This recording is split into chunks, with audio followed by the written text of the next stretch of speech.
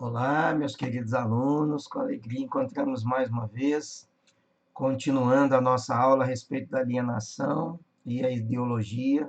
Hoje nós vamos enfocar um pouquinho mais na segunda parte dessa aula a respeito da alienação e o consumo, a alienação e a ideologia, né? Na nossa última aula, nosso último encontro, nós terminamos nessa frase, e é exatamente com ela que nós vamos retomar nossa discussão nessa aula de hoje. Diante dos constantes e ininterruptos apelos ao consumo, como estabelecer o limite entre o consumo e o consumismo, né? É exatamente aí a questão. Nós estaremos presos ideologicamente dentro de nós mesmos, né? Eu converso com pessoas, eu escuto pessoas, eu convivo com jovens, crianças, adolescentes, e eu percebo quanto que o consumo, o quanto que a marca habita o imaginário ideológico das pessoas hoje, né? Nós temos pessoas vendendo sempre a felicidade através do consumo e do modelo quantitativo, né? A felicidade é quando eu possuo muitas coisas, né? É quando eu desenvolvo um aparato de consumo, um aparato quantitativo, uma casa, uma mansão paradisíaca, com quadras, com piscinas, com salas de cinema, com uma série de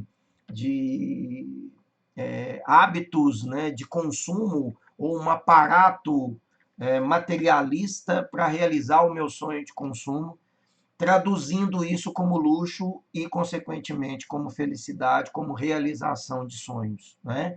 É exatamente aí que reside a questão da alienação no consumo, né? Qual que é o limite para consumir? Nós, de fato, consumimos aquilo que é necessário ou nós estamos consumindo por total influência?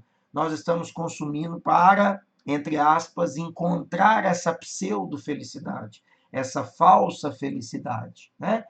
Nós vivenciamos o consumo de uma maneira prática, conveniente, adequada, ou vivenciamos o consumo de uma maneira ideológica, de uma maneira manipulada, induzida, conduzida. Nós consumimos o que de fato é necessário para o nosso bem-estar, para que a gente possa ter uma vida mais saudável ou ter uma vida mais prática e que me traduza também mais saúde, ou nós simplesmente consumimos para atender um preceito social? Nós consumimos para se adequar ao padrão social de um grupo. Eu consumo para ser aceito, né? Quantas vezes eu vejo jovens e adolescentes com os quais eu convivo, né, que são levados a consumir marcas para ser aceito no grupo X, né? Para estar adequado ao padrão de consumo do grupo da sua sala de aula, né?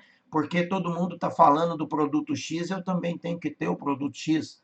Porque todo mundo está jogando o jogo Y, eu também tenho que ter o videogame, comprar o jogo para que eu possa também jogar como todo mundo. Se a linguagem utilizada é uma linguagem do comércio, uma linguagem que está, por exemplo, na crista da onda, né? Aquela linguagem que está em evidência, eu também tenho que falar sobre essa linguagem. E é exatamente isso que eu tenho observado.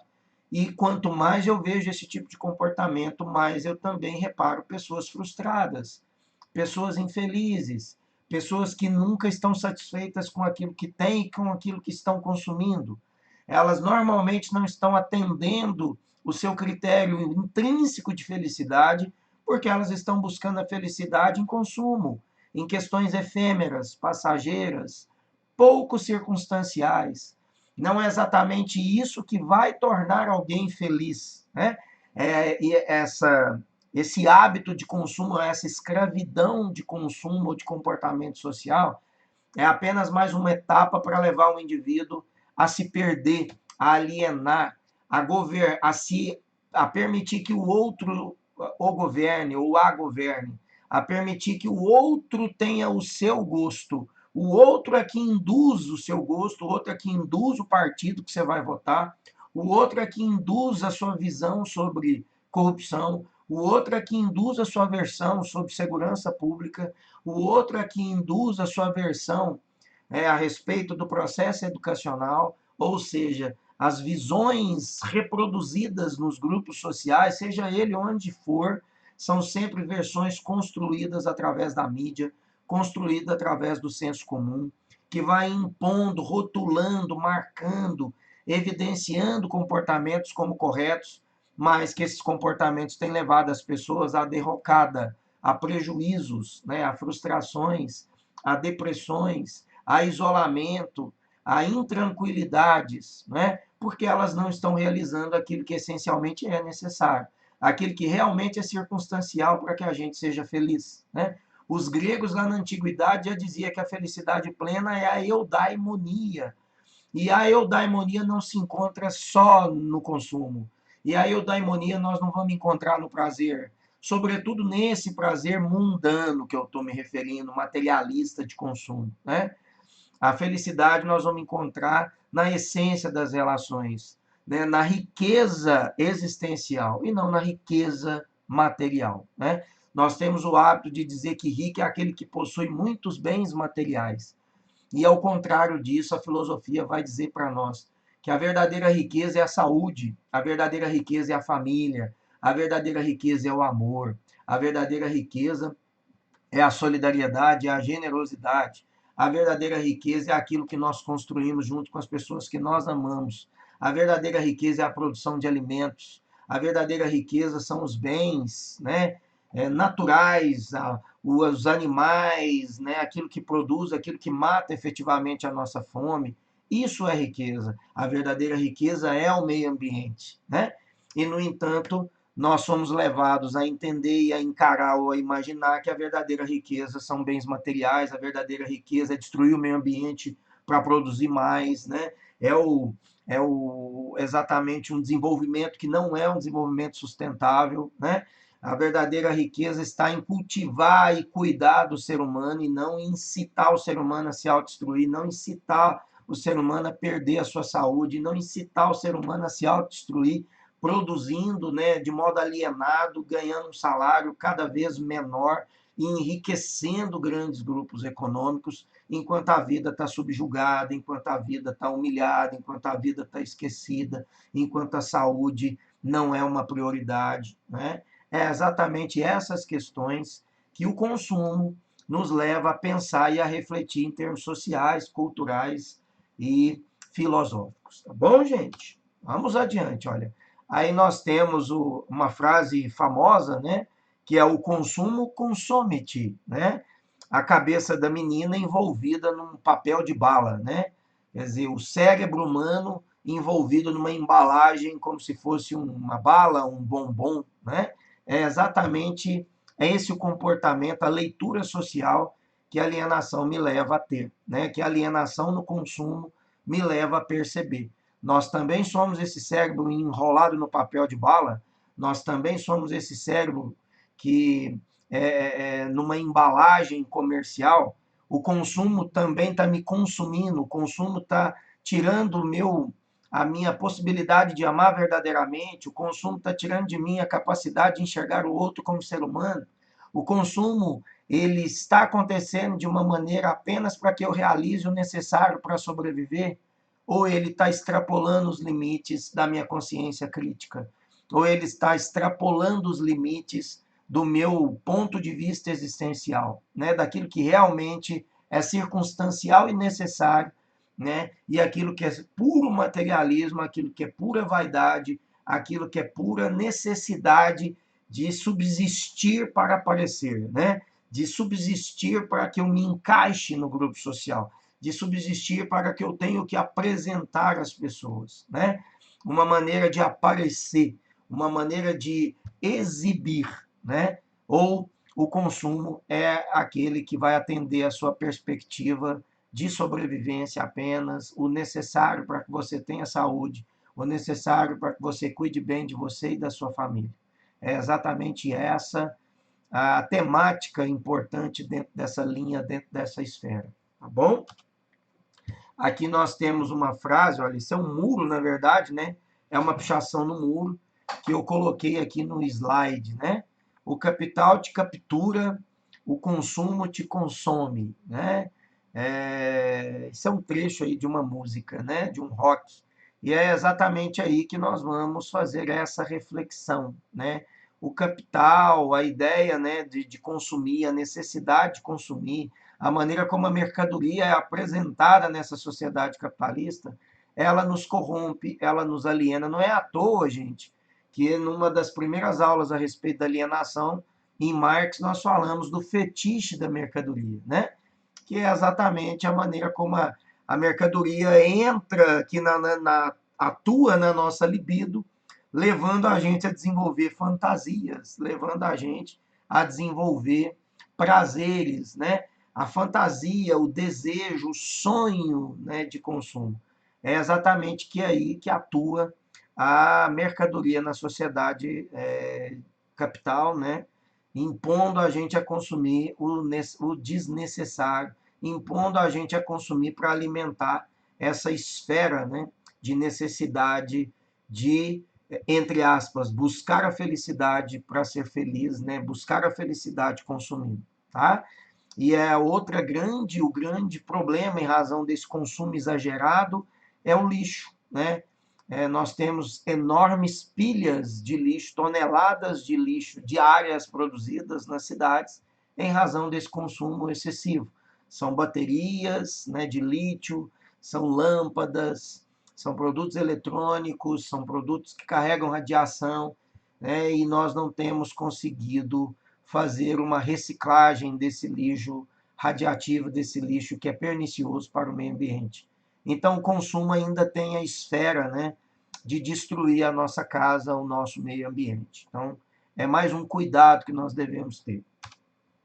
O trabalho, etimologicamente, a palavra trabalho, né, tem origem no vocabulário, no vocábulo latino tripaliare, né, que significa o quê? Tripalium, né, tripalium, ou seja, a ideia de que é um aparelho de tortura, né, formado por três paus, né, tripalium, né, três paus, né, ao qual eram atados os condenados, que também servia para manter presos os animais, né, que eram difíceis de se ferrar, que eram difíceis de colocar ferradura nos cascos deles, né.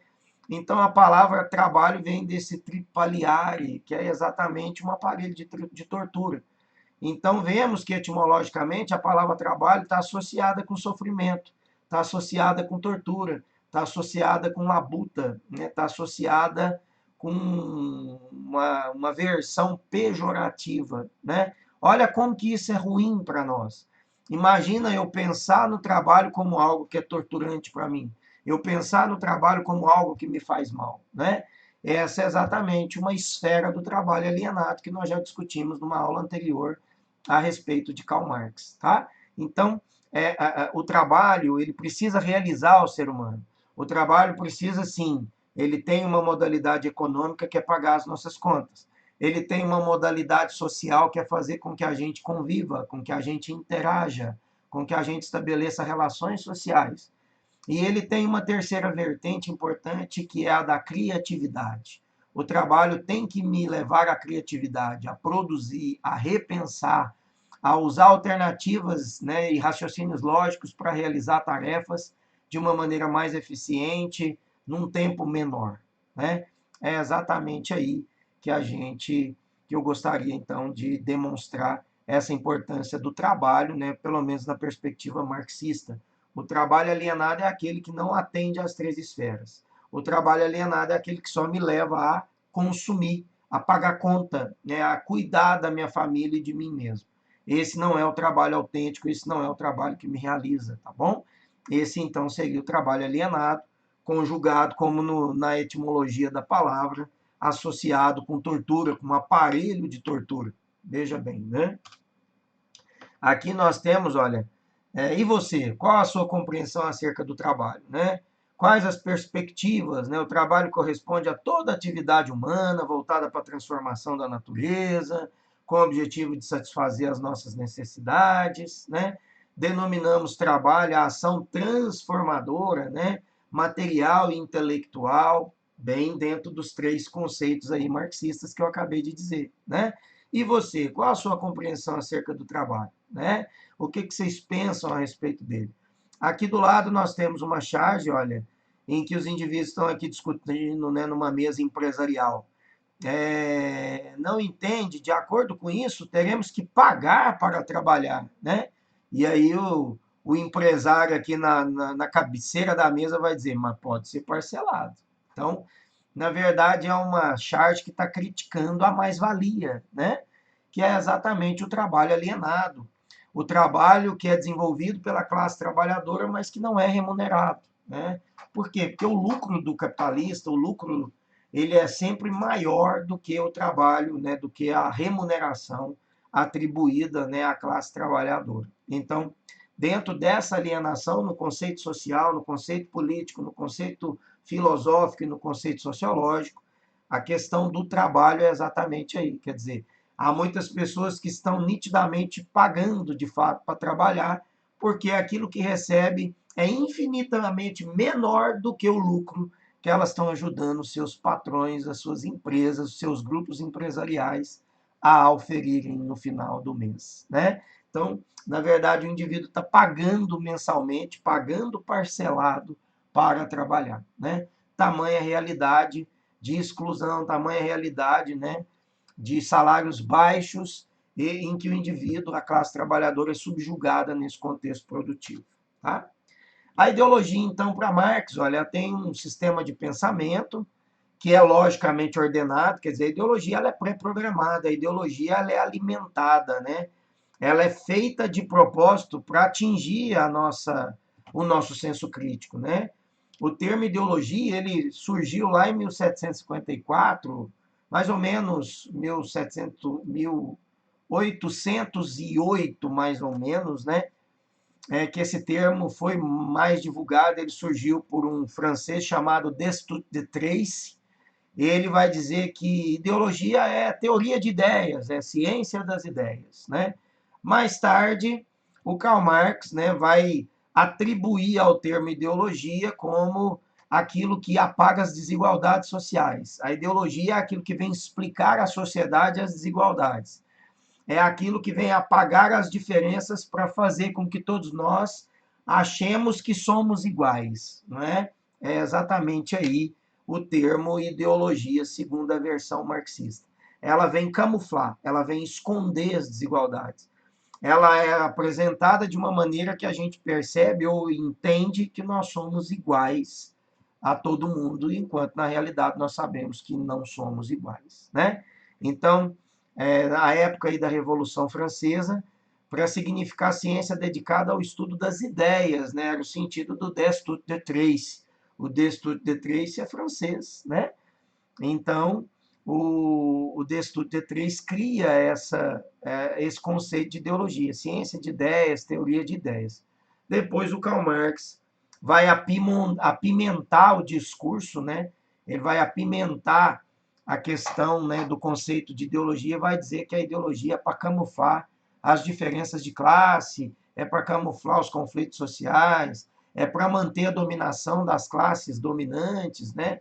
É a maneira, é o discurso que as classes dominantes utilizam para atingir as classes médias e baixas, né?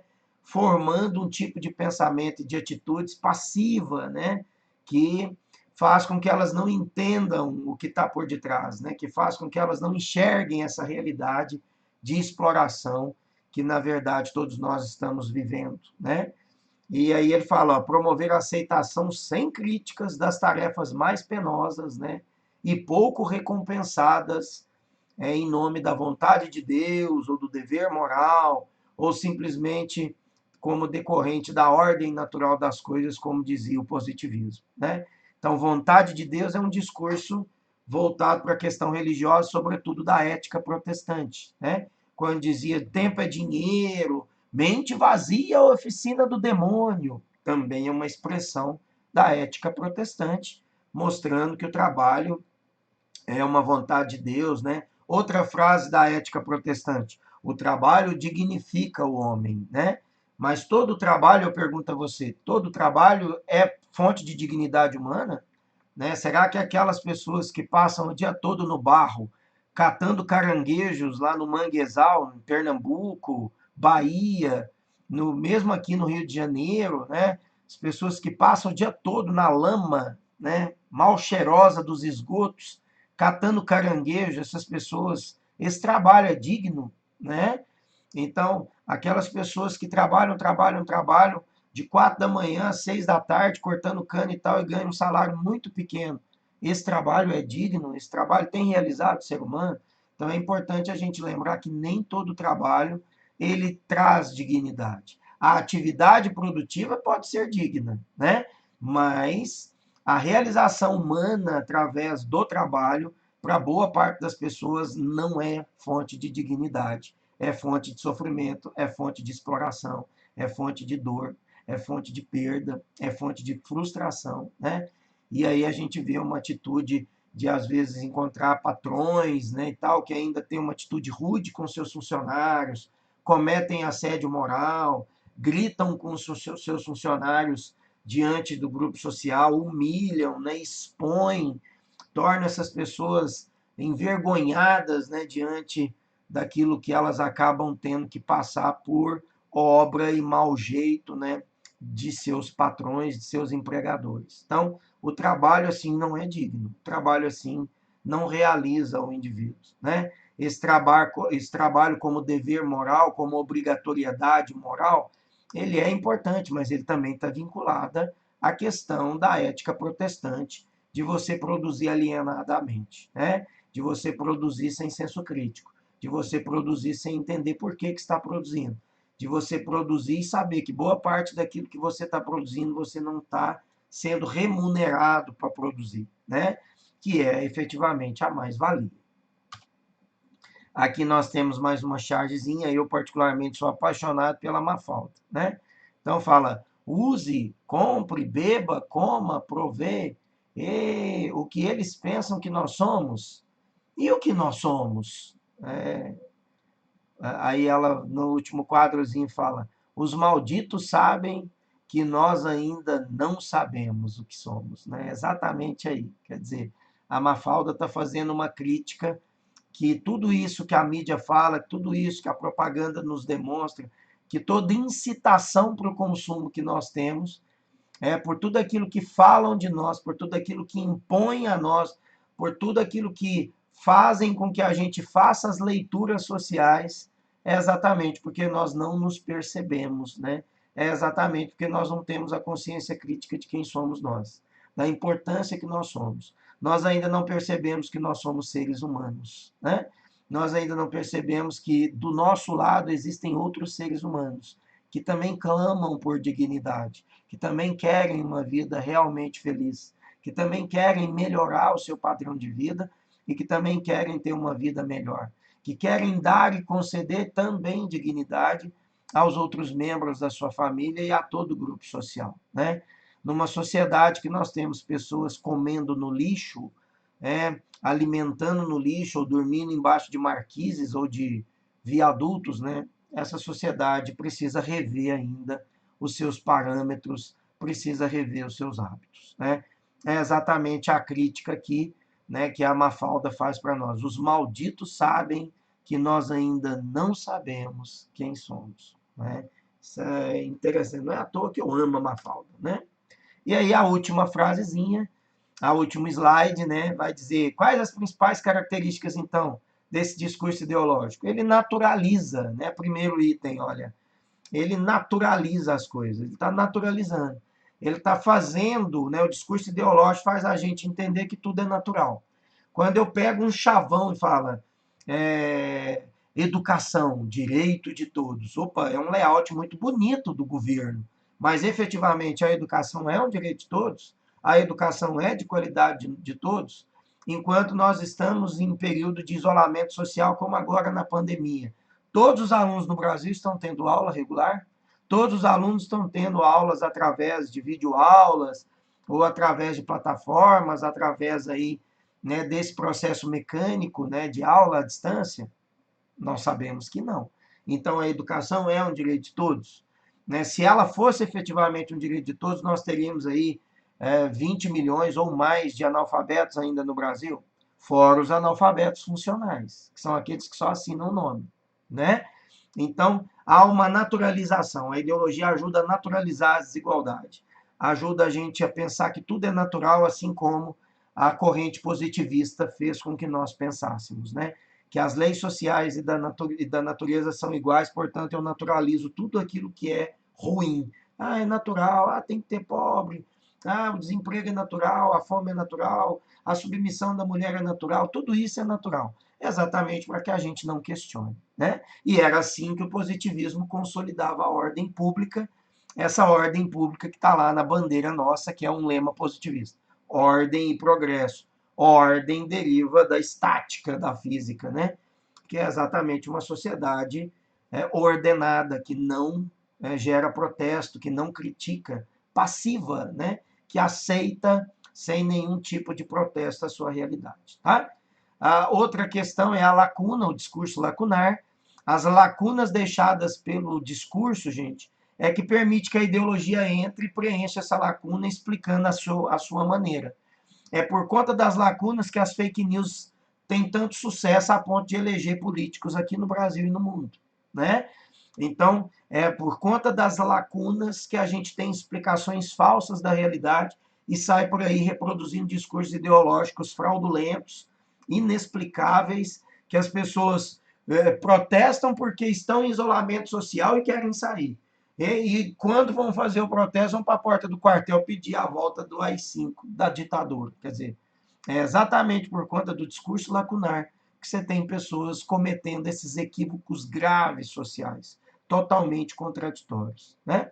A generalização do particular é a ideia de você generalizar a ideia, de você generalizar o ponto de vista, de generalizar que todo mundo é igual, de generalizar que todo mundo está feliz, de generalizar que todo mundo é bom, de generalizar que todo mundo pode, de generalizar que tudo se resolve numa questão da meritocracia, né? Quer dizer, o discurso meritocrático é aquele que vai dizer que é mérito de quem conseguiu. Agora, todos nós temos as mesmas condições, todos nós temos as mesmas aptidões, nem os irmãos gêmeos têm. Como é que eu posso querer que todo mundo tenha as mesmas aptidões, sobretudo num sistema marcado, né? Por cartas marcadas, um sistema que garante vantagens para um determinado grupo em detrimento do outro, né?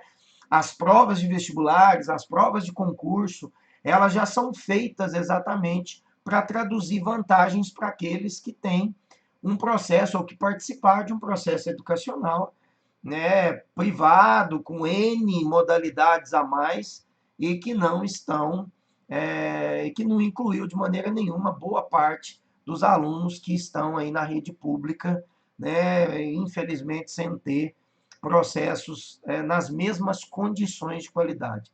Não por causa dos professores, né? Não é isso.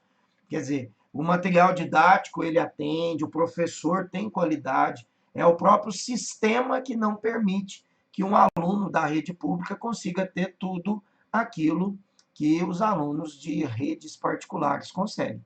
Como, por exemplo, agora, que as pessoas, né, que os alunos da rede particular, em geral, estão tendo aula através dessas aulas remotas, né, enquanto que os alunos da rede pública, infelizmente, não estão tendo, né? Tá certo?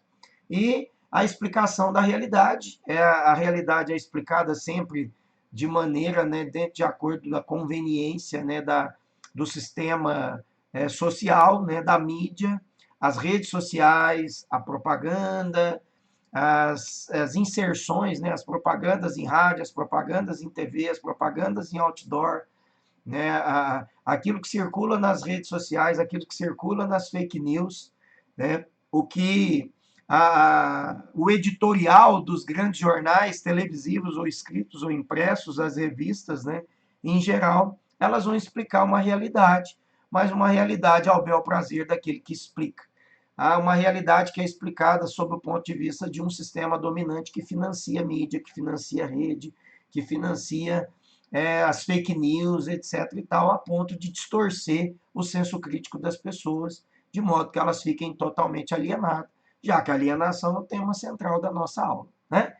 E por fim, olha, essa alienação, que nós já estamos falando dela aí ao longo dessas duas aulas, né? É a alienação da sociedade, alienação do consumo, alienação política, alienação ligada às relações de trabalho, né? A alienação política e, por fim, a inversão da realidade. É exatamente porque nós somos alienados que nós vamos fazer essa inversão da realidade. Aqui do lado eu coloquei uma chargezinha que é bem crítica do ponto de vista para você ver como que essa inversão da realidade acontece, né? Essa alienação, essa distorção, sobretudo através das fake news, né? Ela vai fazer esse discurso aqui, olha. Você vê que tem um preso, né, dentro da cadeia aqui, ó. Ah, o preso com o uniformezinho de preso, né, dos irmãos Metralhas, né, do desenho animado. Ele tá lá, ele fala assim: "Ei, Psyu, governo investe em mim mais do que em você", né? Aí aqui tá a frase: "Custos aos cofres públicos". O que que essa frase, o que que essa charge quer dizer? Aqui você tem um estudante, aqui você tem um aluno, aqui você pode ter aqui um professor, você pode ter aqui um, mas em geral a charge quer chamar a atenção do aluno. Ele está dizendo que o sistema investe no preso muito mais do que investe no aluno, né? Isso, o que que na verdade, o que está por detrás dessa charge? Está querendo dizer que o preso, que é injusto o preso ter o investimento no preso e não ter o investimento no estudante. O estudante se revolta contra o preso. A sociedade se revolta ainda mais contra o preso. Então é a partir de charges como essa que eu vou passar a defender o quê? A pena de morte. Eu vou defender que o preso tem que sofrer cada vez mais. Eu vou defender que é injusto o preso ficar recebendo, é injusto o preso receber. Né? A gente vê estatísticas aí, né, construídas em fake news, né, estatísticas ou valores, né, mentirosos falando que o preso custa R$ 2.500, R$ 2.200 por mês aos cofres públicos, enquanto o poder público não investe nem R$ 1.000 no estudante, né? Isso é uma falácia, gente, isso é mentira.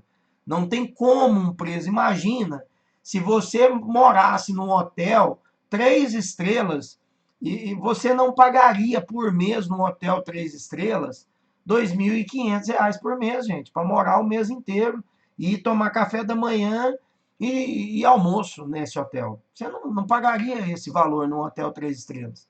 Agora imagina se um preso, nas condições que eles moram, na condição que é as penitenciárias, na condição que é a comida servida nas penitenciárias, nas cadeias públicas. Como é que ele poderia custar 2.200, 2.500 por mês para os cofres públicos, gente? Quer dizer, e outra, nós temos uma lei federal que financia o sistema penitenciário através das apostas de casas lotéricas. 3% das apostas de casas lotéricas vão para manter o Fundo Penitenciário Nacional. Pega só a Mega Sena acumulada, a Mega Sena da virada, que paga lá 300 milhões de reais, 500 milhões de reais de prêmio. Quanto que não se arrecadou? 3 trilhões? 2 trilhões? 5 trilhões arrecadou de dinheiro nas apostas? 3% de 2 trilhões. Quanto tempo dava para manter presídios com qualidade? Ou quantos presídios não dava para se construir com essa só da Mega Sena da virada? Agora você imagina as apostas mensais em casas lotéricas que a gente tem no Brasil todos os meses, toda quarta, todos os dias, né? Quarta e sábado, pelo menos, né? Então, você vê que é uma falácia essa charge que é exatamente construir um ponto de vista pernicioso em relação ao sistema penitenciário, quer criar revolta, né, da sociedade, quer criar a revolta do estudante, quer que a gente defenda a ideia de que não se pode investir no preso e que tem que defender a pena de morte, né? Que é uma visão que hoje vem sido bastante defendida, né, por alguns aí na sociedade, que vem dizer a triste frase: bandido bom é bandido morto, né? Só que o bandido político, o bandido que comete crimes do colarinho branco, eles não defendem a mesma ideia, né? Porque aí vai entrar na esfera da qual a própria classe política está inserida. Beleza? Muito bem. Eu agradeço você estar comigo até agora. Um beijo. Até a próxima aula.